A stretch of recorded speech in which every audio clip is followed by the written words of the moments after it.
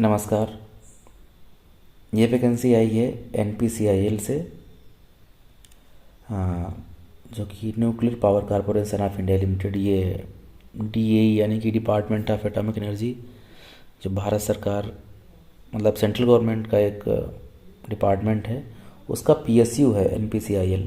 ठीक है, तो ये राजस्थान, रावतबाड़ा राजस्थान साइड के लिए वैकेंसी आई है। जो एडवर्टीज़ नंबर है इसका RR Site/HRM/01/2024।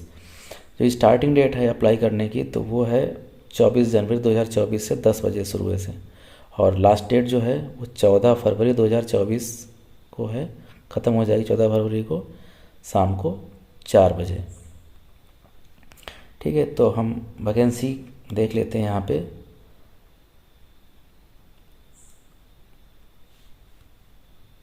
वैकेंसी क्या, देखो, पहली टोटल हमारे पास 53 वैकेंसियाँ हैं, 53 वैकेंसी। ठीक है, 3 वैकेंसी है बैकलॉग की हैं और 50 फ्रेश वैकेंसियाँ हैं। ठीक है, तो अब कौन कौन सी हैं? आपको डिप्लोमा होना चाहिए मैकेनिकल में, उसके लिए टोटल 25 वैकेंसियाँ हैं। इलेक्ट्रिकल में डिप्लोमा होना चाहिए, तो उसके लिए 12 वैकेंसी हैं। इलेक्ट्रॉनिक्स डिप्लोमा के लिए भी 12 वैकेंसी हैं। और उसके बाद में आप BSc फिजिक्स में होना चाहिए, उसके लिए टोटल 4 वैकेंसियाँ हैं। इस प्रकार से हमारे पास 53 वैकेंसियाँ जो हैं उसमें आप अप्लाई कर सकते हैं। बाकी आप देख सकते हैं यहाँ पे SC ST OBC EWS की ये सब कैटेगरी वाइज उन्होंने कर रखा है ना। तो आगे हम देखते हैं, क्वालिफ़िकेशन की बात करते हैं। सबसे महत्वपूर्ण तो यही है।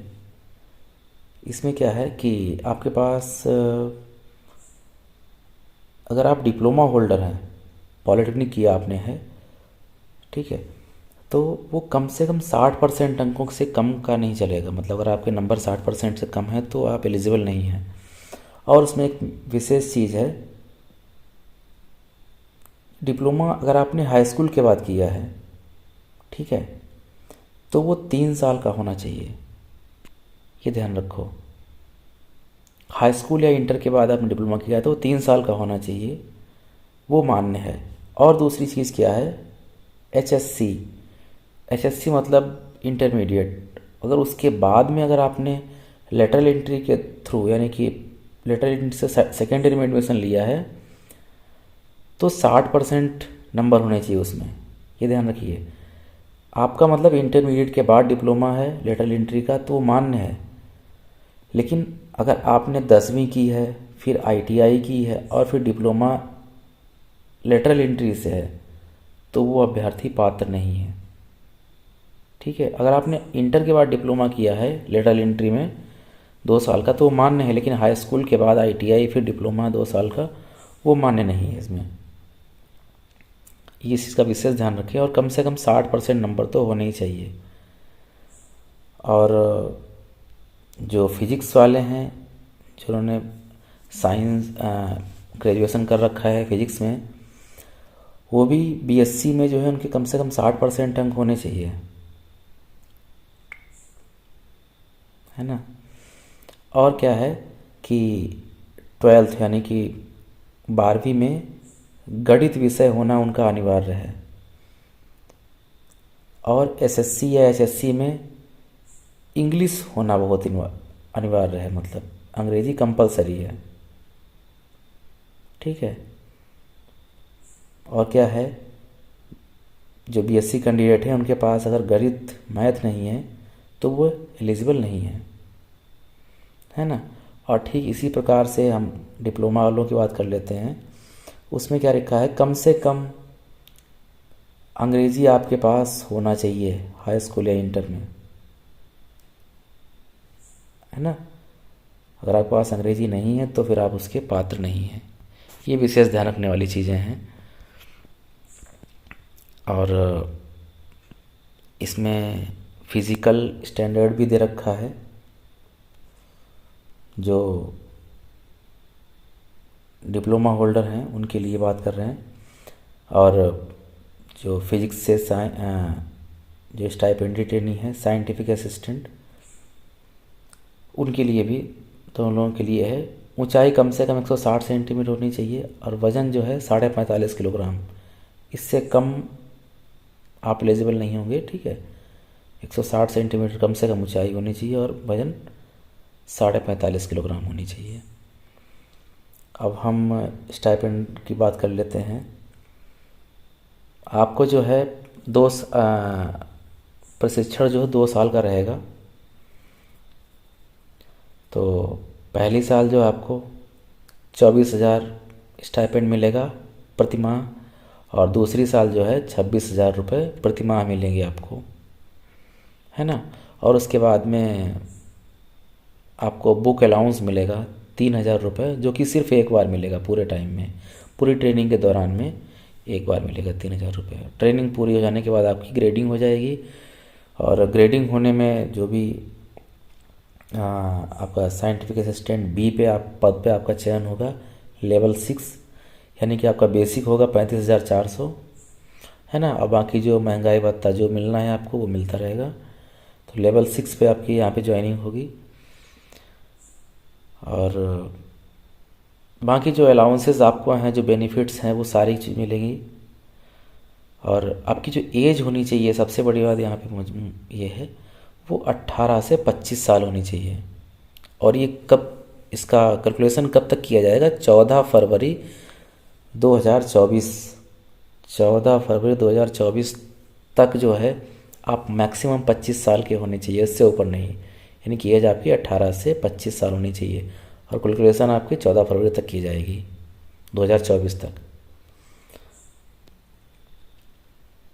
बाकी जो इनको छूट मिलनी है, जैसे ओबीसी को 3 साल की मिलती है, एससी एसटी को मिलती है 5 साल की, तो वो आपको मिलेगी, है ना।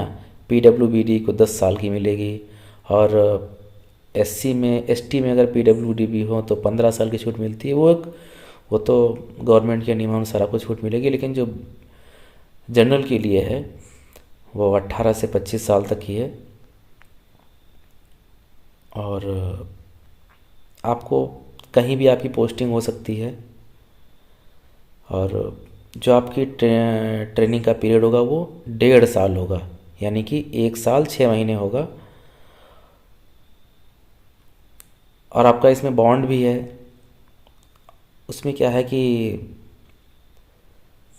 बॉन्ड की अवधि जो है वो 5 साल रहेगी, है ना। 5 साल से पहले, ट्रेनिंग पूरी होने के बाद की बात कर रहा हूँ। ट्रेनिंग पूरी होने के बाद आपको 5 साल सेवा देनी होगी। अगर उससे पहले आप छोड़ते हैं तो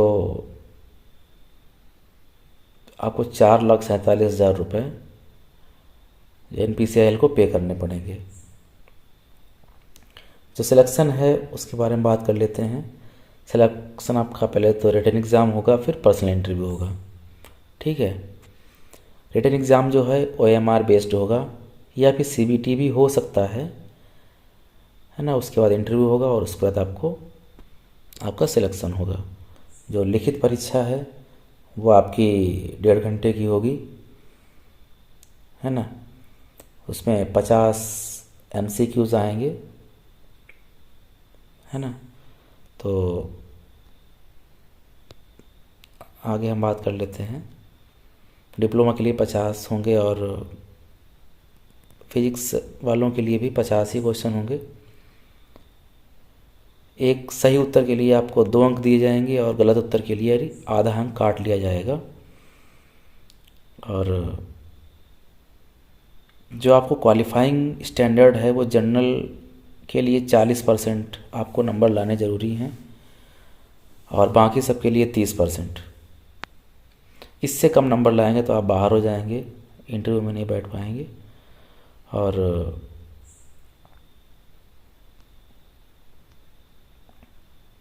बाकी इसमें वेटिंग लिस्ट भी आती है।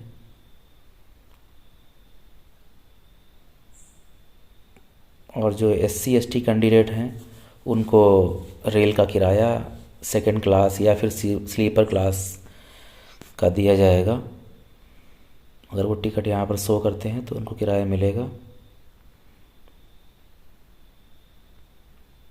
और इंटरव्यू आपका जो है वो हिंदी या फिर इंग्लिश में हो सकता है, जैसा आप आपको सही लगेगा वहाँ उस टाइम वो करते हैं। अप्लाई कैसे करें, देखो npcilcareer.co.in, npcilcareers.co.in पर आप जाएंगे और वहाँ पे आपको अप्लाई करने का लिंक मिल जाएगा। ठीक है, वहाँ पे ऑप्शन दे रखा होगा लेफ़्ट साइड में ऊपर अप्लाई, फिर ऑनलाइन रजिस्ट्रेशन पर क्लिक करेंगे आप, और उसके बाद में अपने मोबाइल नंबर और ईमेल से लिंक एक्टिवेट करेंगे, फिर वहाँ से आप एप्लीकेशन अप्लाई कर सकते हैं। एजुकेशनल क्वालिफ़िकेशन है, personal detail, photo, signature upload करेंगे और उसके बाद एप्लीकेशन सबमिट कर देंगे और जो फीस वगैरह है वो सब भर देंगे। आवेदन शुल्क आपका जो है वो 150 रुपये है,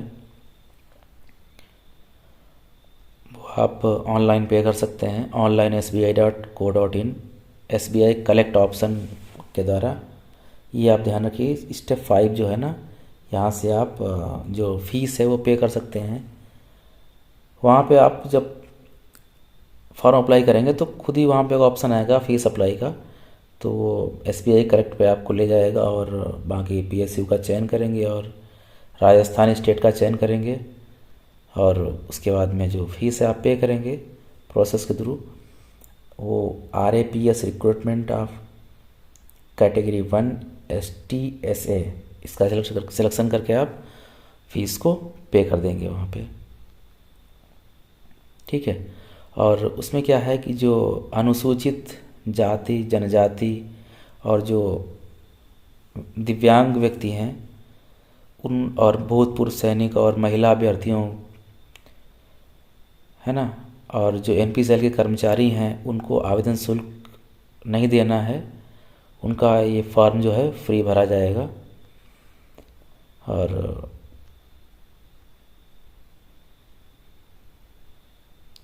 उसके बाद जो है जो महत्वपूर्ण तिथि हम बात कर रहे थे वो है रजिस्ट्रेशन करने की डेट जो है वो 24 जनवरी से स्टार्ट होगा और 14 फरवरी तक शाम को 4 बजे तक रहेगा।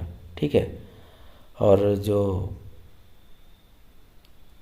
एप्लीकेशन फ़ीस है उसकी भरने की डेट भी यहाँ पर दे रखी है, 24 जनवरी से 14 फरवरी तक आप कर सकते हैं, रात के 11:59 तक। ठीक है, तो एज आप ध्यान रखिए यहाँ पे।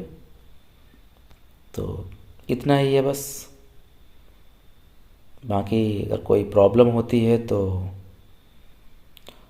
उन्होंने मेल आईडी तो नहीं दी है, लेकिन इसमें जब भी आप वेबसाइट खोलेंगे तो कॉन्टेक्ट अस से एक लिंक होगा, कॉन्टेक्ट अस, वहाँ पर जाके आप अपनी क्वेरीज डाल सकते हैं, वो आपको उत्तर देंगे उस चीज़ का। ठीक है, तो अप्लाई करिए आप। ठीक है, थैंक यू।